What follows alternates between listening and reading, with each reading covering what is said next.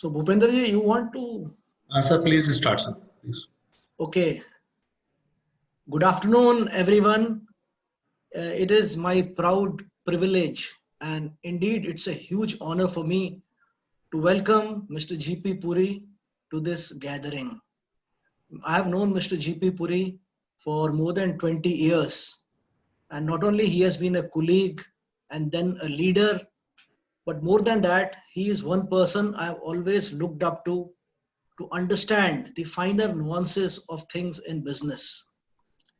Mr. G.P. Puri, I first met him in 1998 when both of us joined Exxon Mobil. I had joined in Mumbai, and Puri Saab, I always call him Puri Saab, to give him more respect. Puri Saab, he joined in the regional office in Delhi. So while I was in the petroleum team, he was the head of lubricants in North for the supply chain management. Importantly, he had come to us, to ExxonMobil, from one of the greatest companies in India, which is Castrol. Castrol, I believe still, and Puri Saab may correct me if I am wrong, Castrol remains the finest company in the field of lubricants, and indeed it has set several benchmarks in the petroleum sector in terms of its efficiency, effectiveness, and professionalism. So he had a long stint with Castrol, and then he set up a company called Oriflame in India. He was heading the operations of Castrol, and he was heading all the operations of Oriflame. In ExxonMobil, he joined as the regional head of supply chain management, but very soon he became the national head of supply chain. So that position was that of a general manager, which is considered very high. So he was one of the global managers we had in India. ExxonMobil lost him to Chevron in US. Perhaps, he found the offer very tempting and it was a big loss. Chevron, he was a category manager, and again, he was in the leadership team. He worked in Houston and Texas. I think he also served in Canada, if I'm not wrong. In terms of his educational background, he's a honors graduate from Delhi University and an MBA. And then he topped with an MBA specializing in supply chain from Arizona State University. Mr. Puri, after working in US for 10 years, he decided to come closer to India. So he shifted to Bahrain, and he's currently the head of supply chain at Bahrain Petroleum Company. So you can see the fine track record of a very fine officer who has always worked with the finest companies. What is remarkable about Mr. Puri is he has benefited from these great companies, but he has left his imprint in every company. In ExxonMobil, people still today say, when you select a depot or a clearing and forwarding agent or a distributor, the template which Mr. Puri had set, it is still followed till date. And I'm a student of management, and I track petroleum companies. Till date, his templates are followed. And should I say, they are not only followed, they have been copied by many companies, including Indian Oil Corporation. So he's a thorough professional. Sir, I'm very honored that, for the sake of old time, you gave me this opportunity, especially to address the institute. Sir, I would like to introduce to you my director, Mr. Dr. Ravikant Swami, who's a PhD from Jaipur University, and he's an industry stalwart, in the field of education. And he has set up, he was a part of the core team which set up a private university in Himachal. Dr. Purva Ranjan is with me. She's the head of the department of the business school. And Purva, her dad is also a professor in Allahabad University. And Purva has worked in JNPT. And I came to know that she has also interacted with companies like Bechtel and Schlumberger and what have you. So she also knows a bit of oil sector. Bhupender ji is our associate professor. I have many other colleagues. Suchi is there. Maybe I'll miss somebody. We have faculties from outside. Dr. Shafaq Zareen is there. And then we have our students. So on behalf of everyone, I would once again like to extend my welcome to you, sir. And you can, if Dr. Swami permits, then, you can have your session. Swami, your mic. So we should go ahead, Dr. Swami. बिल्कुल बिल्कुल. So Puri sir, it is all yours now. You can start with your presentation. Okay, thanks, Sudhirji. I'm not sure if I'm worthy of all the words you said, but life is such that when you go through a journey, every day, every leaf that you turn, you learn something. So I know, and even today, I'm in the midst of so many, literary people who are educating batches and batches of students every year. So every day I spend, I learn something. So I'm sure that today will be no different. And when Dr. Bisht called me for this topic, I wouldn't claim, so this is a disclaimer, that I'm an expert of this, and I would also qualify that it's a very vast field, and it's very hard to claim that you can ever be an expert in petroleum industry or oil and gas, but I will probably try to do justice for the sake of the students of this group, and see if I can add some value to you all. So let me just bring up my presentation.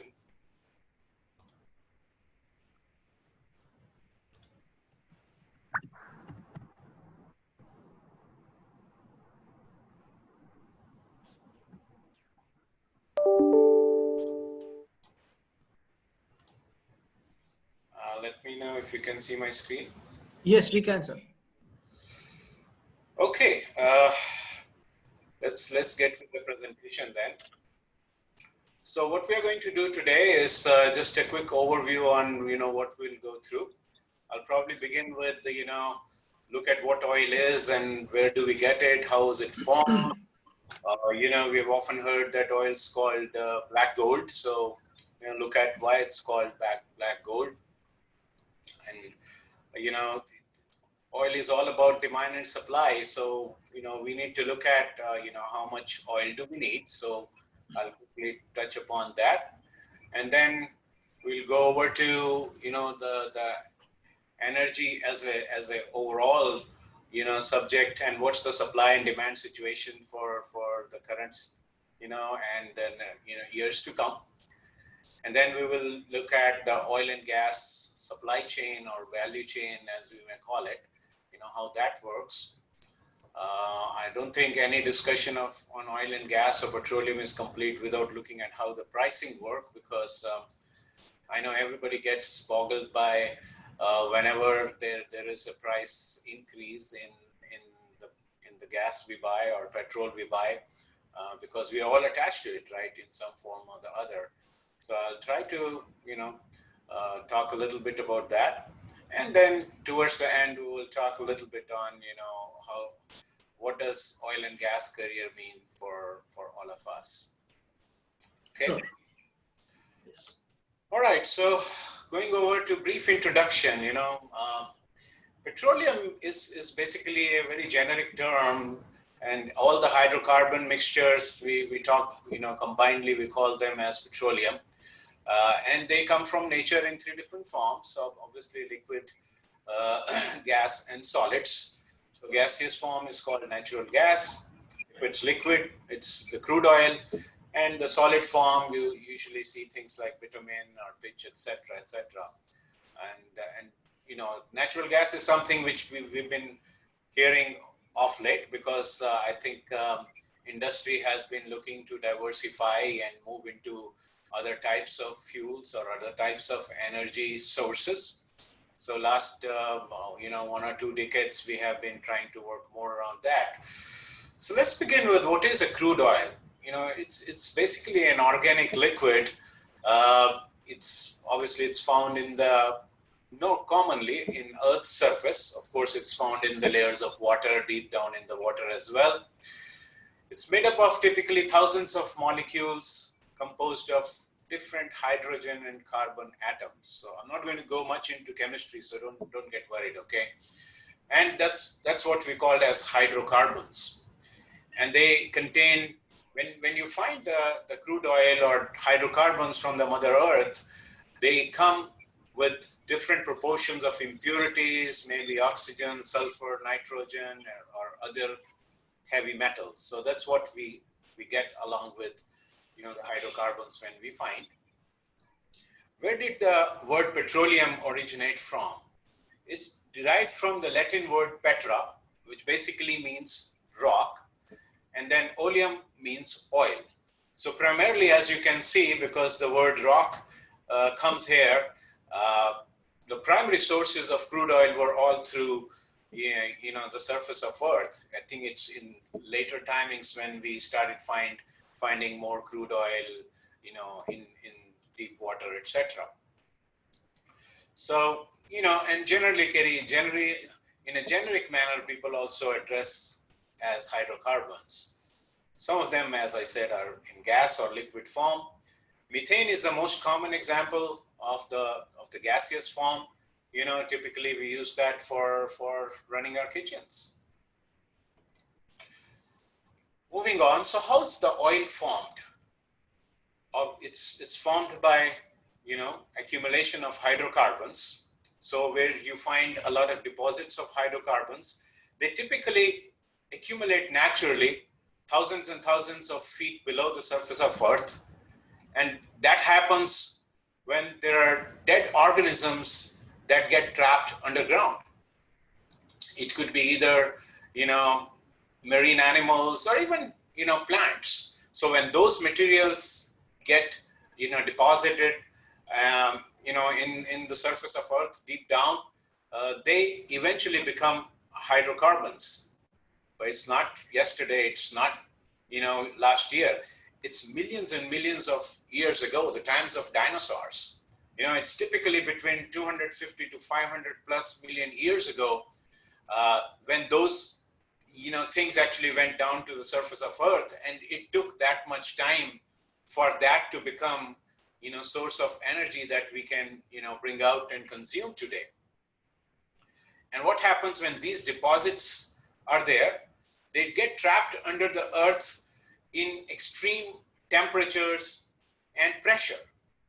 And it's that deposit which under extreme temperature and pressure and gets compressed and then gets transformed into crude oil.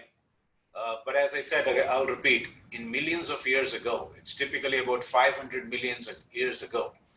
So it's that long it takes for those deposits to get transformed into crude oil. So that tells you, you know, the Mother Earth has been taking care of us from millions and millions of years ago. They were thinking about us. It was thinking about, you know, how to help the mankind in times to come.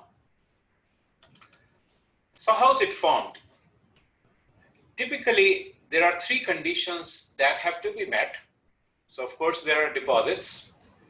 But first, there has to be a source rock, which is rich in hydrocarbons, and that is buried deep enough so that the heat from the core of the Earth can actually cook it. It can cook it and convert them into oil. So there has to be a deposit, which was the basic. And now the next thing we need is there has to be a source rock. Now the second element here comes in. This rock, there has to be a porous rock nearby. So there is a rock that is, you know, depressing or suppressing those deposits, which are to be converted into crude oil. Nearby in the vicinity, there have to be some porous rocks, which can then accumulate. Typically, they are, you know, sandstone. And once there are pores in those rocks, and typically those pores are interconnected, so that oil can flow easily out of the rock. So this is called permeability. The porous rock must have good permeability, which is why all the you know, geologists and geophysicists, when they look for oil, they start looking at the structure of those rocks, because that's very important to find oil. There has to be a solid rock, and it has to be accompanied by porous rock. Now the third condition, so now you have the solid rock which is pressing those deposits, a porous rock which can allow that liquid to flow, but then it has to be sealed. So there's typically a third or a rock which is cap rock. So basically that's sealing to trap the oil in underground reservoirs and prevents it from seeping into the surface. Because if there is no capping it, no sealing it, it can keep flowing out. So within these reservoirs, hydrocarbons are typically organized like a 3-layer cake. So there's gas, there's oil, there's water. So on top is typically gas, then oil, and beneath that is water. So most of the oil that escapes to the surface, meaning it could not be capped or sealed, it often evaporates into air. But it can leave behind deposits of residual hydrocarbons, and that's typically the bitumen. Okay. Now, once the oil is formed, what do we do with it? Why do we call it black gold? 84% of the crude oil is refined into fuel because that's our main, demand from the crude oil. So 80% of it is refined into different fuel components that are then used for different processes for our transportation, etc. And a typical barrel of oil, and when we say barrel of oil in oil and gas industry, that's 159 liters. It's not your typically 210 liters drum. From one barrel, you can typically have 32% converted into diesel, 27% into gasoline or petrol as we call it, 15% goes into LPG, then there is kerosene, 9%, 8% is naphtha, 7% is fuel oil, and then there are other products. And obviously these percentages can vary. Depending on what you want, we can manipulate some of those percentages based on the need. But what happens to the remaining 16% of crude oil? Now that's used for variety of purposes such as synthetic fibers, dyes, and detergents. In our daily life, when you see adhesive, you see carpets, even cosmetics, fertilizers, paints, rubber, fabric, plastics, they all have some or the other component that comes from this source. There are hydrocarbons, there are polymers, which generate all of these products. I mean, your mobile phones, you name it. So there is at least one of those components in there. So it's not just for running your car or your vehicle. It comes into a variety of areas where, we are consuming what we are extracting from the Mother Earth. So how much energy do we need? As the world population is growing, and it's not just about the population, it's also the economies that are becoming more and more prosperous. The demand for energy is increasing. So one, it's increasing because of the population, obviously.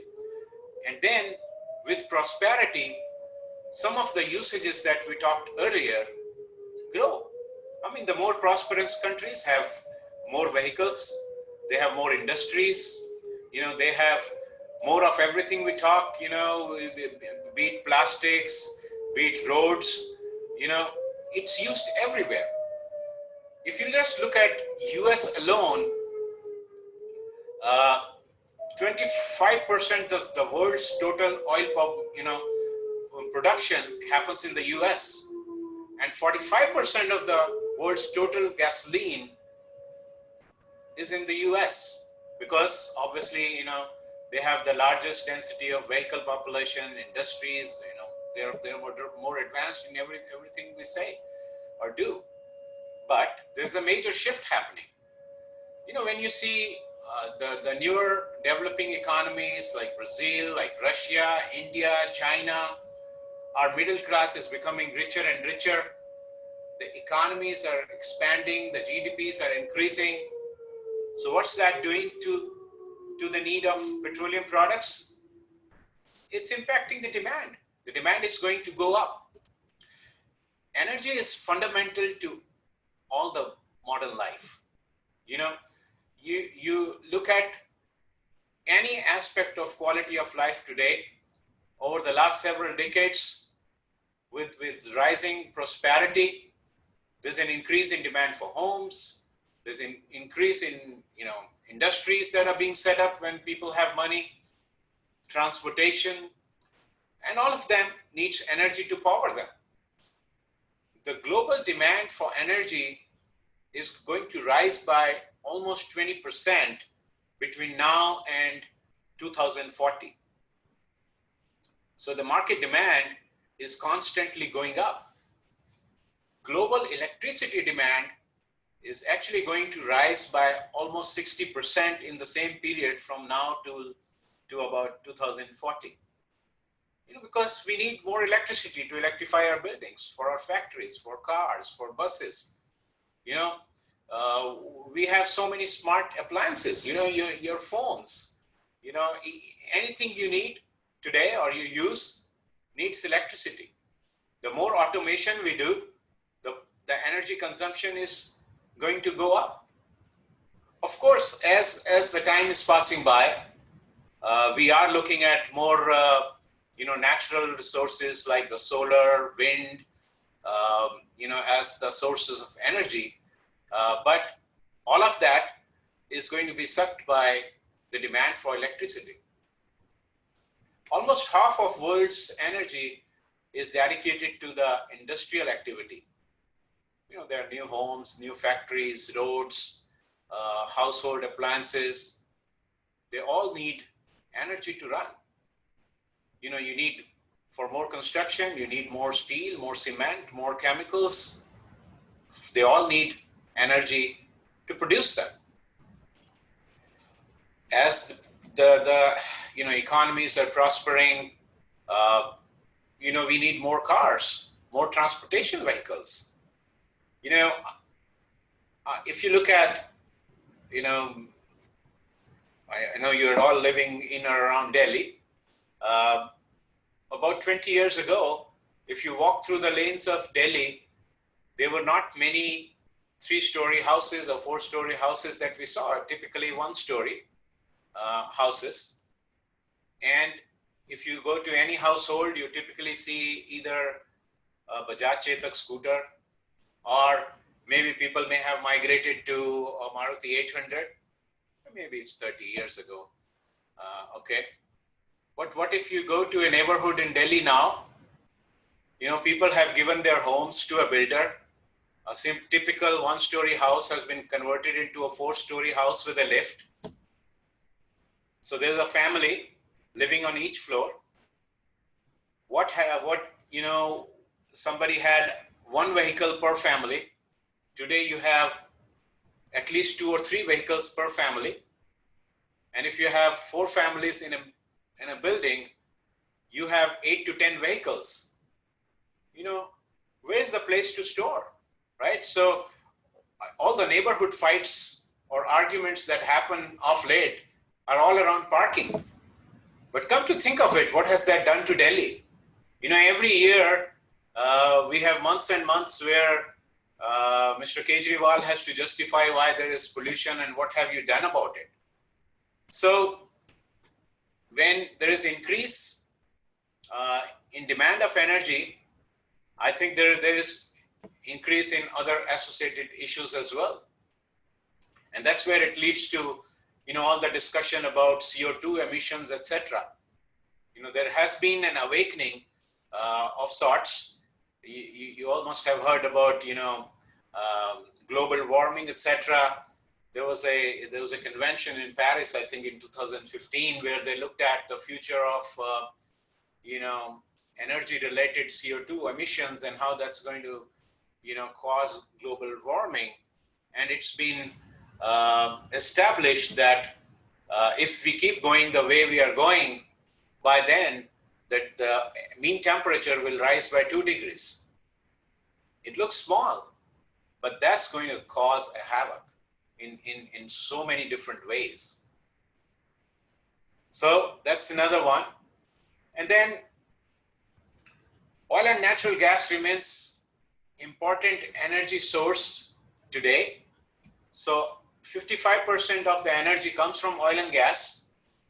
Even in 2040, even with all the work happening around clean energy, etc., as per the projection, that will still be around 50% of our energy consumption will come from oil and gas. So that is going to remain, come what may, a major source of energy. So in the times between now and 2040, the global population is going to go from 7.5 billion to 9.2 billion. But what happens to our economy? In the same period, our economy is going to double. So obviously, as we have been, talking, with doubling of population, well, population is only going by so much, but with doubling of economy, our need for energy is going to go exponentially higher, because with prosperity, people are looking for more and more,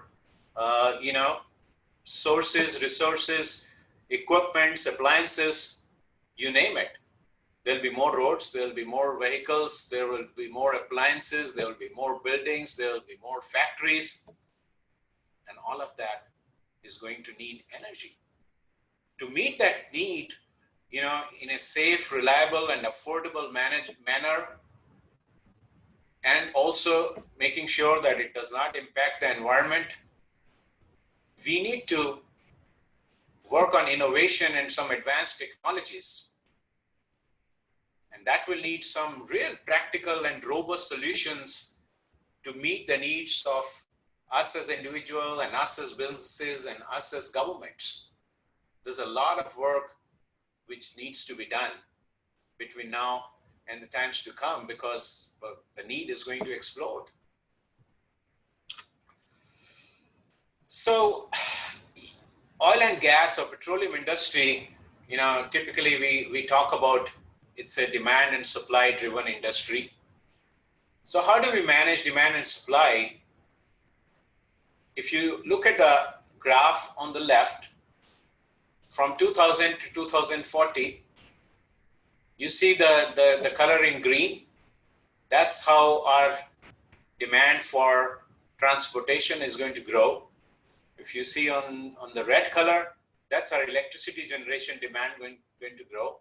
Blue is the industrial, and then yellow or mustard color, that's about residential and commercial.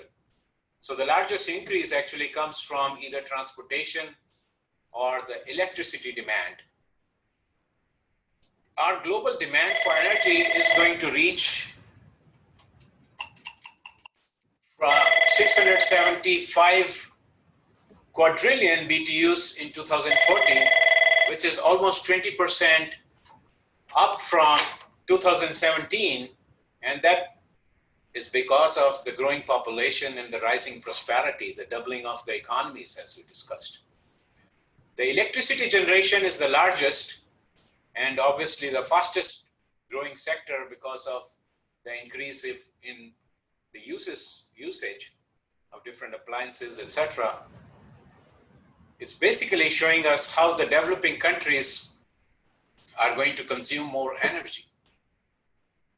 Industrial sector, it continues to grow, and all the construction of buildings, infrastructure, manufacturing, and increase in world population, that's all going to increase the demand for energy again. Commercial transportation is also growing, and especially with the developing economies like India, China, Russia, Brazil, etc. And these are some of them largest geographies. So there'll be a lot of movement of goods. So basically, there's a shift that is being observed. Obviously, what happens in the US today now started moving to India and China. With the economies growing in India, China, Brazil, Russia, etc., the shift of consumption of energy is going to grow in these areas in the times to come. China and India are actually contributing to almost 50% of the demand growth for energy in run-up to 2040. And as we discussed before, oil continues to play a leading role in the world's energy mix, with all the demand going up for commercial transportation and the feedstock for chemicals industry, for all the industrial activity that's happening. Moving on again on demand and supply projections. So technology improvements are definitely going to be helpful. They'll help us in achieving more efficient fuel use. So if, when Dr. Bish mentioned earlier, are working together in lubes business, there were times when you fill up your engine oil in your vehicle and it can run for 5,000 kilometers. With more synthetic lubes and higher end lubricants, that's gone to 10 or 15,000 kilometers. So basically you're reducing the need for changing the lubricant. So that is helping. With the vehicles being more advanced, some of them can consume less fuel, but the focus also has to be on lower emissions. So that's why there's a lot of work happening around, the emission norms or the carbon footprint, as we keep hearing. But among all the sources of energy, oil still remains the largest source. It's going to be still 50% of our energy demand in 2040. Natural gas demand is also rising the most, largely to help meet the needs for electricity and lower carbon industrial heat. Then there are other lower carbon energy sources, wind, solar, biofuels, nuclear. That's also increasing at the fast pace. Well, coal's use is reducing, but it is still, one of the prominent source of energy for some of the non-OECD countries. If you look at the graphs on the right, the green one is oil. Year to year, the demand for oil is still growing at 0.6%. The gas is growing much faster at 1.3%. So if you see what the demand for gas would be in 2040, it's going to touch that current demand for oil today. So it's neck to neck. The coal is going to reduce by 0.4% year on year. But then there are other sources like wind and solar. Their average annual growth is going to be 6.7%. So obviously that's because of all the focus on, the cleaner energy.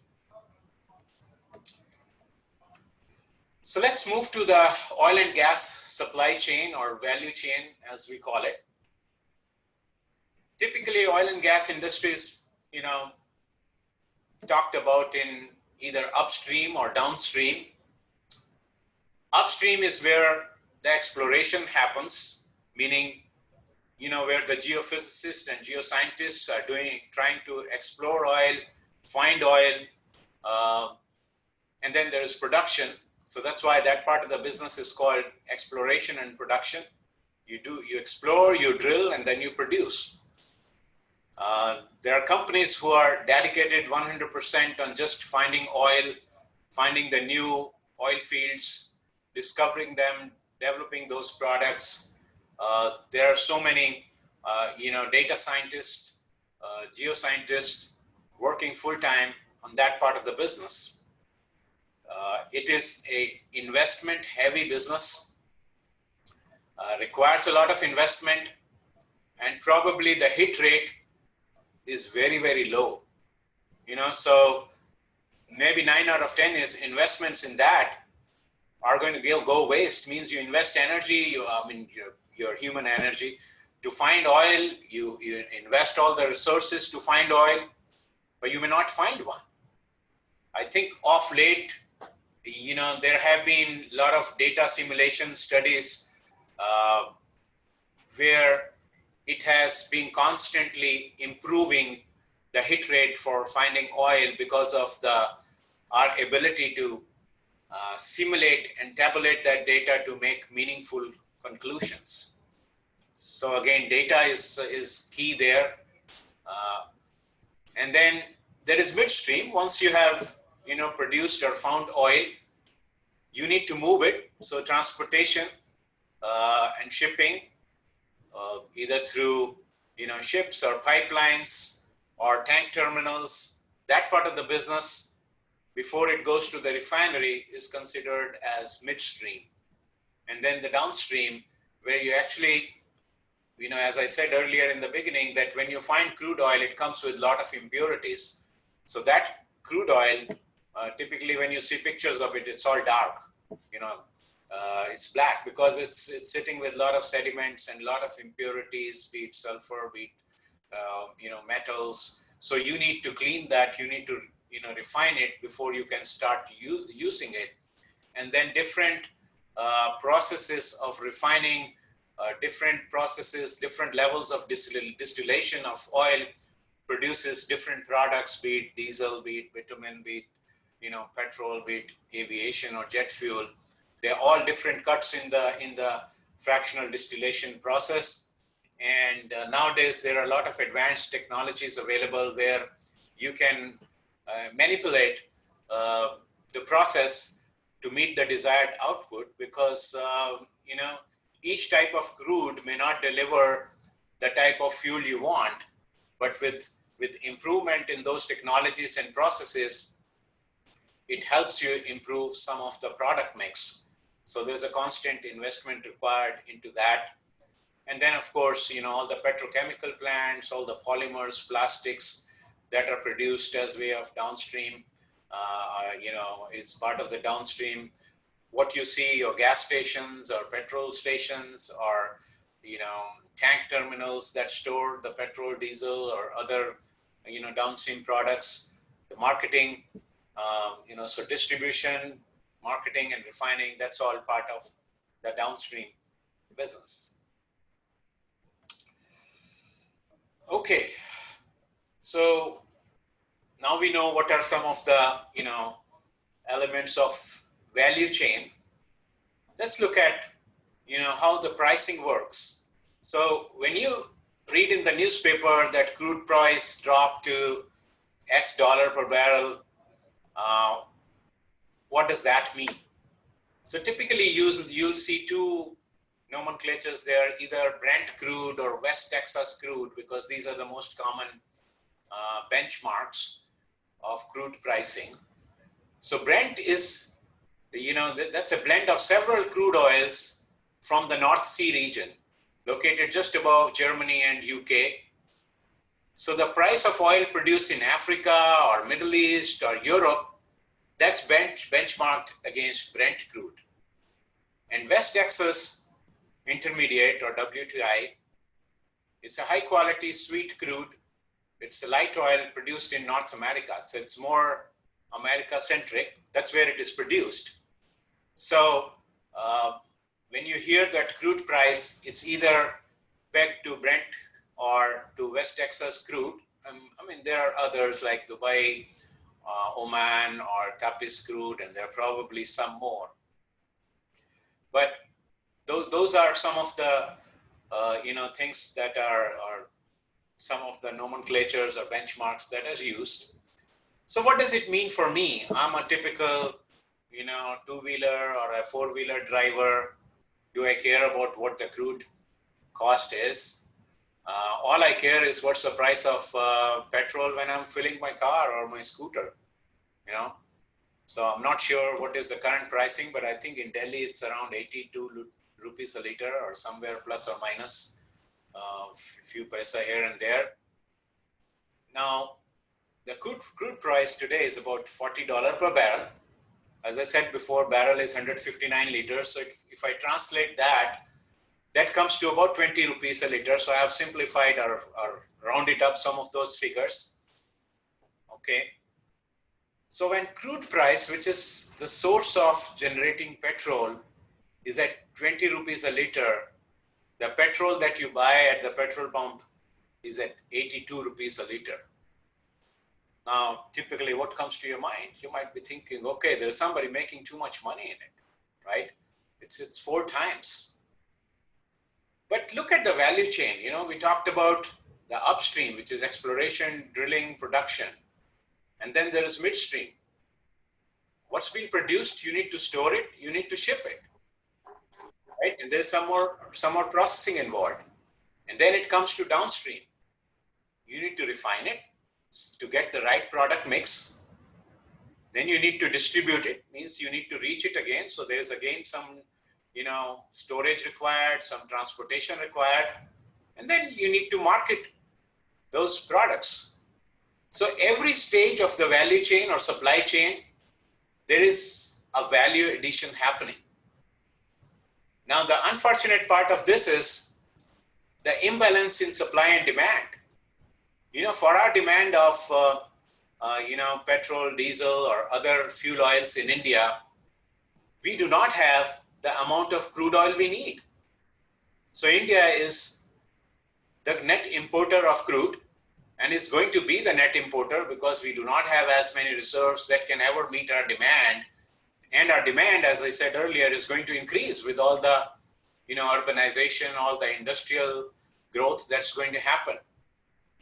So if you're buying your crude, say from US or Iran or any other part of the world, from the crude production unit, it goes to a tank terminal where it's stored.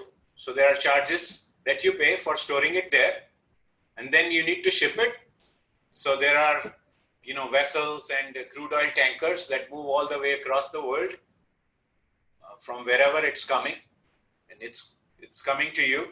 So there's cost of shipping, and then it comes to India. Again, you have to, before you receive it in the refinery, unless you're lucky and that from the port itself, but you have to still store it at the port, in JNPT, in Mumbai, or other ports, wherever you bring it in, whichever is closest to your refinery. Then either you have a pipeline going into your refinery, or you have truck transportation happening to your refinery. So there's a cost element to that. And then your actual refining cost.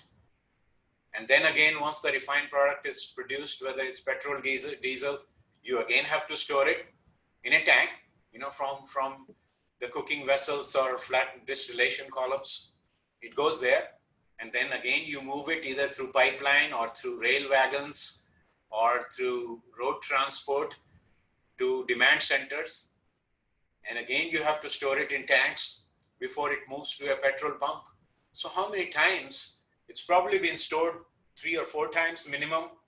And this is a very simplistic, supply chain, I'm telling you. There may be several more times. It may have to be stored because it is not directly coming from the source to the refinery. It's traded in between. There are traders who may be storing it. Now, why is that when the price of oil, crude oil drops, I don't see the price dropping at the petrol pump? So first and foremost, the simple thing I told you, if let's say the oil is coming from US, between the crude price drop and before it can be on the vessel, it takes at least 30 to 60 days, okay? Even if you book an order, if you do spot purchase, then you can probably move in a couple of weeks. Mostly it's forward trade. So when you hear the crude price, it's typically the pricing in September would be for a purchase that you will, buy the volumes in November at the earliest. So there's a two-month lag for which you need to store the product, and then you need to ship it.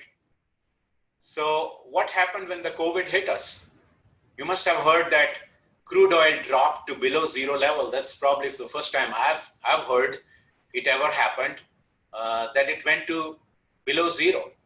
Why it happened? Because there was more supply than demand, and the crude oil producers did not have the capacity to store anymore. So they were, instead of charging money to sell it, they were willing to pay money so that you take it away from me, because I have my crude production, my oil wells are producing every day, and the pipeline is full. I cannot store it anymore. They were willing to pay to take it away. It's never heard of, right? But it happened. It happened for a couple of days only. And then I think oil price recovered. So there's a time in, when it happened, right? But simultaneously, as I said, at that time, it happened because the storages were full. So what happens when something is in high demand and short supply? The storage cost goes up, right? Because it's in short supply. What happens to the shipping cost? When you need to move more oil, then you have the vessels available. The shipping cost will go up, right? So then it comes to your refinery. The refineries were full. I mean, India tried to buy so much of crude, but we were short of, storage to import that much.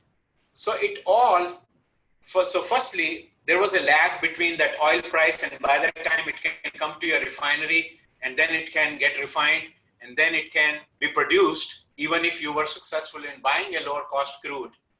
But by the time it comes to you, because the demand of the remainder of the supply chain, which is 75% of the cost here, right? Between 82 and 20, that's 75% of the cost. At least big chunk of that, the cost went up. So if there is 10%, reduction in a crude oil, probably there was an equivalent reduction, increase rather, in the other elements of supply chain cost. So again, I'm not saying it happens every time. You could be lucky where all the ducks are in a row, where crude price drops and every other price in the supply chain, if you're lucky, remains the same, doesn't go up. Yes, you can have the impact. But keep in mind, then you have your refineries who are hedging for purchase of crude oil. They pay in advance. Their prices are fixed in advance. And they look at their overall cost. And after there is free pricing was introduced in India, so they are able to offset some of their losses which they may have incurred. So they may not be passing on the benefit because they're recovering from some of the losses. And then, as I said before, there are, increase in supply chain costs. And sometimes what happens during the value chain, if the costs increase, there will be a proportional increase in the cost, because if you apply the tax, if you apply the tax on a higher base, your tax amount in absolute terms is going to be higher. So it's a very complex phenomena. That's the least I could say. I'm really not an expert. I'm actually giving you a supply chain perspective of the cost of petrol linked to the cost of crude oil. I know Dr. Bisht has actually published papers and he's the marketing expert. He can tell you a lot more about what happens on the marketing side. But I just wanted to bring up, and I want you to understand that the supply chain itself is at least 6 months long minimum, and the elements of supply chain cost 75% of the cost of petrol. So it's not just that the crude oil alone can help, and the shipping cost and storage cost, they are very, very volatile. There are only fixed number of ships available, so they all have an impact on the price of oil that we pay. So it's really, really complex. So obviously we can blame our governments for not doing enough, but I think it's a complex phenomenon. Puri Sahab, there are two questions. Sorry, sir. Go ahead. There are two. Yeah. Sorry. I have just one more slide. Maybe I will quickly finish that, and then probably we can go to Q&A. Yeah, actually, it was relevant to your. Okay, I will ask it later. Okay. All right. So, last but not the least, I'll give you a brief snapshot of what an oil and gas career means. I cannot say as in a nice way for India, but in other countries like US, like Singapore, like basically the places where there is integrated supply chain, meaning there is all the upstream, downstream, midstream, all available. The demand for professionals in those countries, in oil and gas, it's a hot commodity. The college grads are really hot commodity in Singapore, in US, in some of the geographies, because they all need engineers, they need geoscientists, geophysicists, software people, people with environmental background, health and safety, in supply chain, accounting, finance, IT, you name it. As much as that my previous organization, Chevron, actually has certain universities in US where Chevron actually, tailored the curriculum of certain courses in those universities to suit the needs of their future, resource demand in terms of manpower, because they want the people to be ready to work on their projects when they graduate from those schools. So they even have, contributions to the curriculums. And I think it's not just Chevron. I think ExxonMobil does it, Shell does it, BP does it. In supply chain, where my focus area is, of course, they're right from stock takers, inventory people, stores, warehouse, they're business analysts, people in compliance, health and safety, buying, expediting, category management, and of course, supply chain managers. So it's all over. If I talk about India, I know, ExxonMobil, because I'm still in touch with some of my old colleagues, has set up centers in Bangalore for their chemicals business. There's an R&D center there. And for other parts of the global business, there are some back-end operations which have been set up in India. And what makes me actually proud is, India is only one of the centers. Philippines, Manila is a big center, Brazil is. But where India differentiates from other centers is we are higher up in the value chain, because companies are willing to set up not just the back-end transactional processing in India. They're actually setting up R&D centers. There are several companies who are doing that in India, who are doing their technology centers in India. So, India is definitely high, and all of those companies, then they need resources they need business analysts, they need IT people, they need HR people, they need accounting people, supply chain people, you name it. So it's definitely, an industry that's seeking a lot of talent. So as students, I think you may all want to consider that as a serious career opportunity. Well, that brings me to the end of this presentation. So over to you, Sudhirji. Okay, sir, there are two questions which have come. One from Professor Sujata Sarkar, and I think you actually answered the question in the last slide. She's asking if there is any opportunity for non-technical people in the oil and gas sector. So maybe you can just add a line or two. Sure. So, I myself, I'm not a geologist or geophysicist or a petroleum engineer. I'm in supply chain, and supply chain is industry agnostic. I could do supply chain in oil and gas. I could do it in FMCG, be it accounting, finance, IT,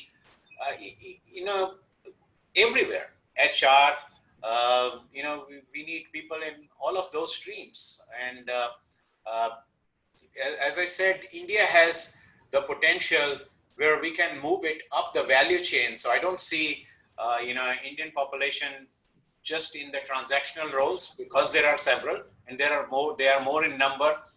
But I think in the value chain, if you see, India is now going ahead in IT, not just as back office BPO, but even in technology, in IT, we are developing software solutions. And in oil and gas, there are several, software applications. I managed IT for Chevron for about a couple of years, for 3 to 5 years. And there were about 1,000 different software applications that Chevron had to run its operations. And all of it need smart brains that India has. Okay, another question from another colleague, Shanu Jain, my fellow colleague. She's asking that before the price difference between petrol and diesel used to be a good 15 to 20 rupees. So is it a cost of production thing or is it just a taxation? She's talking in India, Indian petrol pump prices.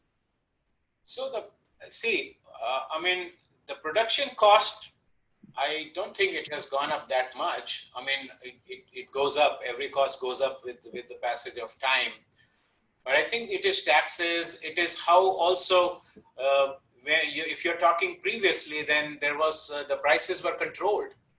So the government was dictating the price at which the petrol can be sold at the pump, which means government was doing it at a loss.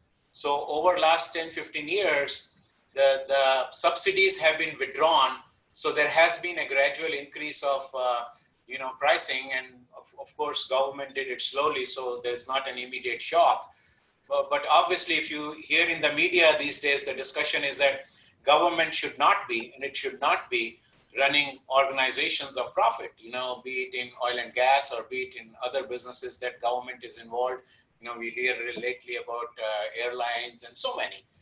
Because what happens is when government runs it, they don't want to pass on the cost, and it becomes politically sensitive when you want to pass on the cost. So the actual business fundamentals don't come in play. So the business has to be run by professionals and not governments. And I think that has been, to answer your question, the increase has been because of the subsidies that have been, systematically withdrawn. Sir, one question has come from a student, Abhishek. He's asking, sir, you have been to many countries, you have worked in many cultures. So is there any message you want to give to Indian boys and girls in terms of what they should do to be able to mingle in foreign cultures? So you understand from where he's coming. So if you could. Yes. So I think first and foremost, we have strength because I've worked in so many countries, and one of my observation was that Indians, and I would not be biased, Indians and Chinese were by far the most hardworking people, anywhere I've been. When I was in Singapore, be it in Africa, be it in Europe, be it in US, Indians by far are, and Chinese are not far behind, the most hardworking. Also, the most intelligent. When I can give a small example, if you are in US, a typical Indian in a meeting, if there are numbers being thrown, we would just do the mental maths. No American can do mental maths. They will need an Excel spreadsheet or a calculator. So we have that as a strength. We are smarter, we are hardworking, but I think we also need to move our focus from being transactional to being more strategic. In last 30 years, we have become the world's, back office for IT or BPO.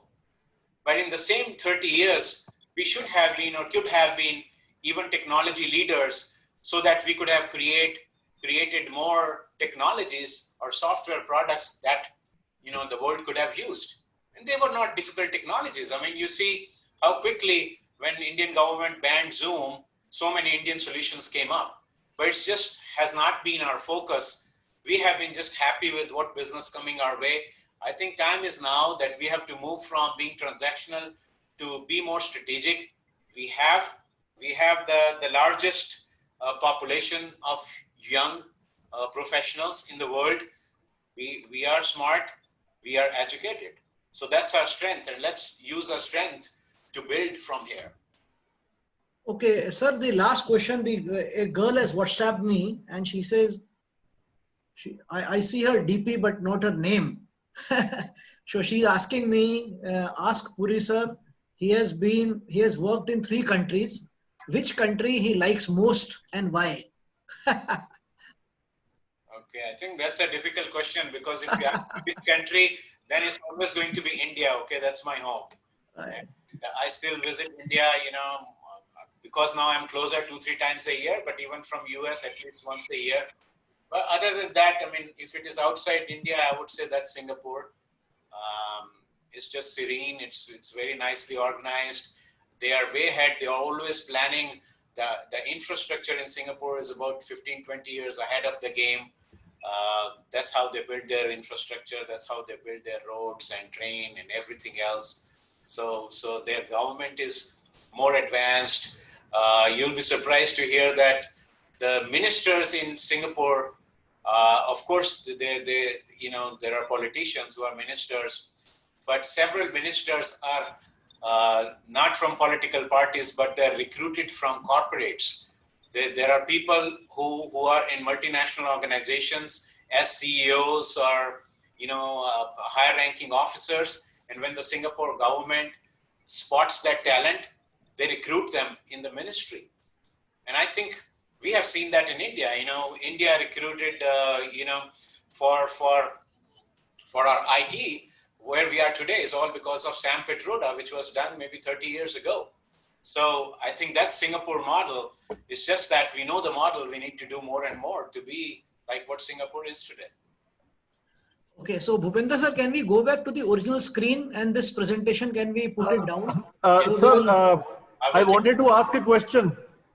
Please, Dr. Swami our director wants to ask you a question. Okay, so Puri sir, this is a question which I have been asking to my senior Dr. Sudhir so many times, and I'll not say he skips the question, but I must say that I'm not satisfied with his answers.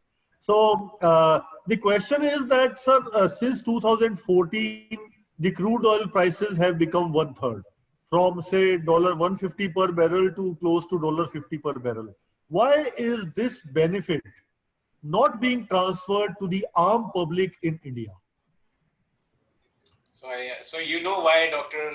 Bisht is not answering that, right? I know. See, what happens, as I said earlier, the Indian government has been subsidizing that for too long. But also, I'm totally apolitical, okay? I'm neither Congress nor BJP. It does not matter. I support all those parties and individuals who do progressive work. That's why I'm a big fan of bringing, some corporate successful people into the governments. But, when these things happen, there are times when the governments may like to keep some part of the profits, right? Because there are budgetary losses that are happening. Now, of course, you and I don't know if that happened, right? That data is not public.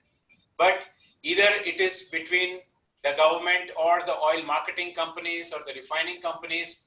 But I would say that there's the element of supply chain cost that I discussed, and especially in the recent times, I know very clearly that the supply chain cost, the storage cost, the shipping cost skyrocketed when the oil price dropped. So that's a real thing. But of course, besides that, there are taxes and there are margins that companies keep or the budgets that we fill the budget deficits, right? So in a way, keeping the prices so high is a modus operandi of our government to earn some taxes, something like that. Well, I mean, see, through taxes, there are, because tax is the only money that government has to run our country, right? So again, you do not look at this in isolation, because the budgets that government has, money comes from several taxes, right? Several forms of taxes. Now, oil is only one of them, right? So I don't know what percentage of their tax revenue is coming from oil, but it's a percentage. So government has to juggle between where to bring it from, right? There are times when, they are stretched to bring it from other sources. They might lean on this, and there are times when they may not lean. But also keep in mind that the governments, whether current or past, have also used oil price drop for political motives, right? So I think the prices should be totally deregulated, and the government should have no interference into the price of oil. But having said that, everything we do, there is still tax in there, right? So, and again, I don't see the future where all the public sector oil companies will become private, but there are, one or two on the block. So things will change as the times to come. But I can tell you in the US, when the crude price drops or increases, the impact on petrol price at the gas station is almost instant. It's also because there is almost no supply chain, right? You're producing in US and you are consuming in US. So the supply chain costs are minimal. So they can afford to do it. For us, there is a long supply chain as well. So it's a multiple factors. Okay, I think Dr. Zareen, you want to ask a question? She's on mute. Ma'am, you're on mute. You are on mute. Yeah, I'm trying to unmute myself, but I आप don't know. पूछो, आप अभी Yeah. unmute हो, आप पूछो. Yeah, okay. So I'm saying thank you so much for inviting me on this discussion. It was very useful for me, and hopefully I will be able to convey all this knowledge to my students. Thank you so much for coming. Yeah, I myself was a part of IP University. I taught for around 5.5 years in Technical Institute of Advanced Studies. Now I'm in Delhi University, so it was a complete different experience. And thank you so much, Puri sir, for such a knowledgeable session. Thank you very much. Pooja, Pooja Tripathi, ma'am, you want to ask a question? Just like. No, sir, not exactly the question, because the entire presentation was so clear and crisp. So there is no, I didn't find much scope for the question. And in fact, the presentation was so attractive that I could not even take off my eyes from the presentation. So indeed, this was a great presentation, and I had a lot of learning from the session, and indeed it will help me in my lecture session also. Thank you so much, sir. Okay, Sujata ma'am, you want to say something? Sujata Sarkar ma'am? I would like to say thank you. Am I audible, sir? Yes. I would like to say thank you, although I'm not from a science background. In the beginning, when I joined, I thought what will be happen. But then too, I thought, okay, let me join. And when you start to explain about Mr. Puri, I was thinking now whole will be the based on science and all. But then I joined. But really, sir, I would like to say thank you so much. It was a nice experience with you. And I leave means bored about the session. And session was too good. Really, thank you so much. And I've been honored to be a part of this webinar. Thank you once again. Thank you so much. Thank you. Okay. So on behalf of Dr. Swami, I will of course propose a vote of thanks to you. But Puri Sahab, I want to tell you that DME, which is Delhi Metropolitan Education, I am associated with them for the last 4.5 years now. It's one of the premier institutes under IP University, Delhi. And we are in Noida, and we have a sister institute called Delhi Technological Campus. And we have BBA, LLB courses. And in DTC, we have engineering courses also. And we would like to, whenever you come to India, we would like to properly honor you, sir, because you have given a huge, you have done us a huge favor by spending your time. So when you come, we would like to formally honor you with a shawl and everything in a very graceful manner.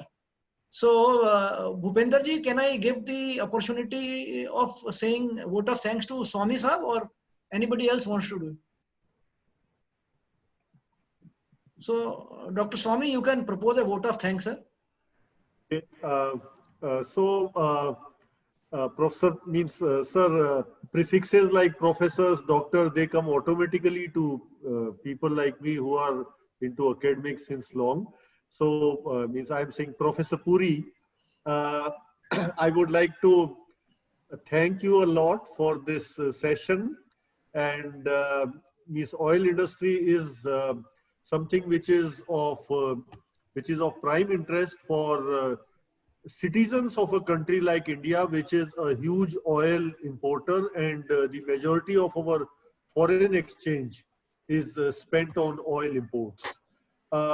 Whenever you visit India, you are cordially invited to our campus, and I look forward to more sessions with you.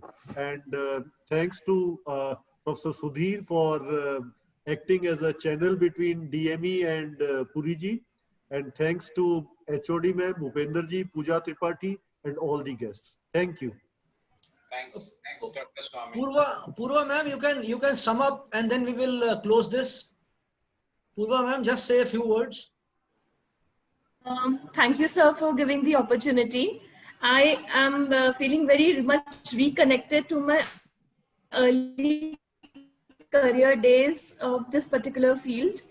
And since my background is MBA International Business, and my first campus recruitment was to take care of the import documentation of some of the clients that used to come at Bombay High, like Iranian Offshore and Coastal Marine, Schlumberger, Reliance. So at the early years, it was a great exposure which any MBA student can get from this industry. And there is a lot of scope for more professionals to join in the various fields: logistics, supply chain, documentation, international marketing of these products. So I'm pretty sure that students have got a clear idea that if they want to pursue MBA in the field of supply chain management or international business, then definitely oil and gas is one such area which is very rewarding career option. And sir has given a very insightful presentation, which definitely opens up a new avenue in terms of career prospects, because students never think beyond companies that are into electronics, consumer durables, the typical streams that they want and the brands they think of. In fact, jobs which are into and very rewarding in later stages of life. So this way, I'm very, very thankful to our respected senior Dr. Sudhir sir for having a very learned professional from the field to share these details, which otherwise students would not have got to know. So thank you so much, sir, for being here, sharing your precious time. And thank you, Sudhir sir, for helping us to rope in a great stalwart from the industry. And thank you, Bhupendra sir, for conducting this particular session.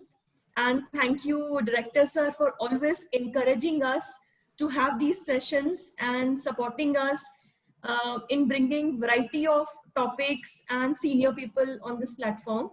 And all the students and faculty members and the guest faculties who were part of this session. I'm sure in the upcoming sessions also you will join us for more enriching sessions by the guest speakers. So this is it from my side. Thank you so much, everyone. Thank you. Well, thanks everyone. All I can say is it was a pleasure for me.